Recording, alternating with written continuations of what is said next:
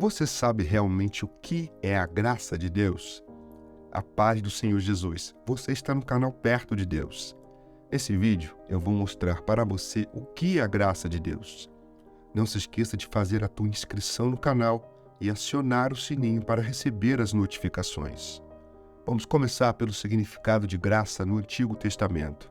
Para a Bíblia, de um modo geral, a graça de Deus, ou seja, o seu favor imerecido, está na base de tudo que existe. Tudo, em certo sentido, é graça de Deus. A criação do universo é graça de Deus. A criação do ser humano é graça de Deus. O sustento de toda a vida é graça de Deus. A graça, portanto, é tudo aquilo que o ser humano não pode criar ou prover. Em última análise, tudo e todos são fruto da graça de Deus e também dependentes dessa mesma graça. A palavra de Deus nos ensina em Mateus, capítulo 5, versículo 45, o seguinte: porque ele faz o seu sol nascer sobre maus e bons, e vir chuvas sobre justos e injustos. É a providência graciosa do Senhor que sustenta e dirige todas as coisas, inclusive a vida de crentes e incrédulos, cristãos e ateus. Essa graça destinada a tudo e a todos é chamada de graça comum, que inclui todos os bens necessários para a vida, advindos do Criador e sustentador do universo. Mas além dessa graça comum, a Bíblia nos fala também sobre a chamada graça especial. Essa é a graça que opera sobre o povo de Deus para trazê-lo para perto do Senhor. Essa graça se manifesta quando Deus chama seu povo para entrar em aliança com Ele. A graça especial é a graça que salva. Essa graça especial se dá dentro de um relacionamento específico com Deus que envolve a obediência à sua palavra e o compromisso de viver uma vida segundo os valores do reino do Senhor. A principal manifestação da graça especial no Antigo Testamento é demonstrada pela maneira como Deus se dispõe a chamar o seu povo eleito para entrar em aliança com Ele. Em Êxodo, capítulo 34, versículo 10, a Bíblia diz o seguinte: então o Senhor disse: eis que eu faço uma aliança. Diante de todo o seu povo farei maravilhas que nunca foram feitas em toda a terra, nem entre nação alguma, de maneira que todo este povo, em cujo meio você está, veja a obra do Senhor. A graça especial da aliança chamava para um compromisso recíproco. Da parte de Deus, era demonstrada por meio das promessas, das bênçãos temporais, por meio das bênçãos espirituais, por meio dos livramentos, tanto no sentido físico quanto no espiritual.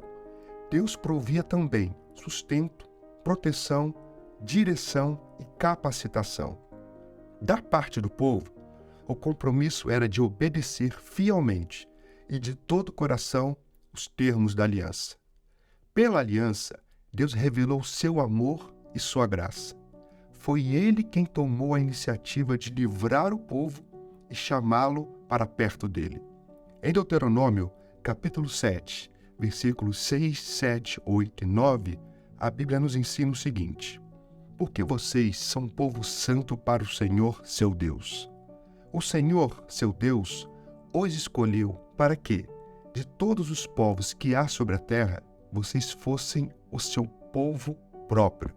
O Senhor os amou e os escolheu, não porque vocês eram mais numerosos do que outros povos, pois vocês eram o menor de todos os povos, mas porque o Senhor os amava e, para cumprir o juramento que tinha feito aos pais de vocês, o Senhor os tirou com mão poderosa e os resgatou da casa da servidão, do poder de Faraó, rei do Egito.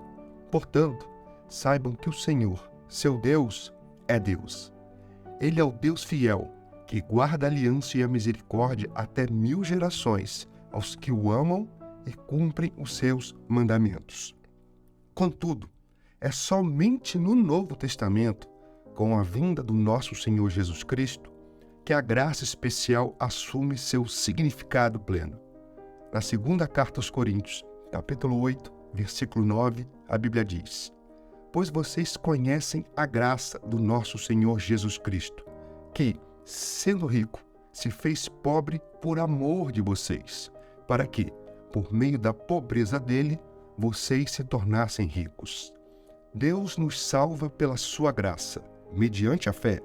Isso significa que a graça está em oposição à ideia de mérito. Em Efésios, capítulo 2, versículos 4 e 5, a Bíblia ensina: mas Deus, sendo rico em misericórdia, por causa do grande amor com que nos amou, estando nós mortos em nossas transgressões, nos deu vida juntamente com Cristo. Pela graça vocês são salvos. Ainda em Efésios, capítulo 2, mas nos versículos 8 e 9, a Bíblia diz: porque pela graça vocês são salvos, mediante a fé. E isto não vem de vocês, é dom de Deus, não de obras, para que ninguém se glorie.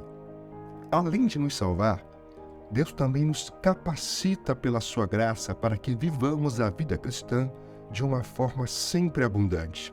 Ou seja, depois que somos salvos, a vida espiritual não depende somente de nós.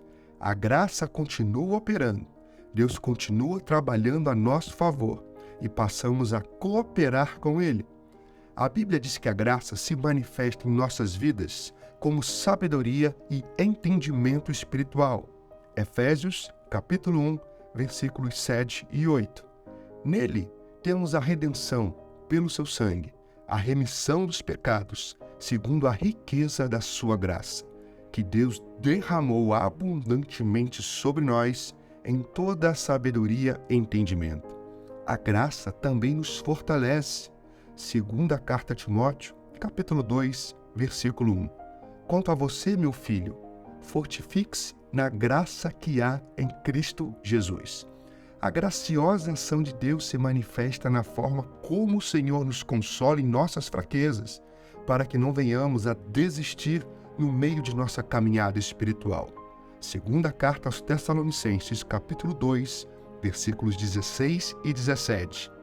Que o próprio Jesus Cristo, nosso Senhor, e Deus, o nosso Pai, que nos amou e nos deu eterna consolação e boa esperança, pela graça, console o coração de vocês e os fortaleça em toda boa obra e boa palavra. A graça especial, em sua mais completa definição, é tanto o favor imerecido de Deus revelado na entrega de seu Filho pelos nossos pecados e a subsequente oferta de salvação, quanto uma capacitação ou auxílio de Deus para a vida cristã. Para recebê-la, a pessoa precisa crer na palavra de Deus e para desfrutá-la, a pessoa não pode viver de qualquer maneira. Pelo contrário, abandonando o pecado, a pessoa deve obedecer a Deus dentro de um relacionamento de amor e através de uma vida de santidade que o glorifique. Nunca podemos nos esquecer que é a justiça de Jesus que foi posta sobre nós, para que pudéssemos estar na presença de Deus. Não temos justiça própria que propicie nossa entrada na presença do Senhor, que é totalmente santo e abomina o pecado. A colocação da justiça de Cristo sobre nós é uma grande manifestação de sua graça. Deus mesmo resolveu o problema da separação entre ele e suas criaturas por causa do pecado. Ele nos deu o seu Filho, que não tinha pecado, para pagar o preço dos nossos pecados. Agora, a justiça de Cristo é colocada sobre todos os que creem para que vivamos na presença de Deus. Isso é pura graça. Louvado seja o nome do Senhor. Se você foi abençoado por esse vídeo, não deixe de se inscrever em nosso canal e acionar as notificações. Compartilhe também esse vídeo com as pessoas que você conhece e que Deus te abençoe.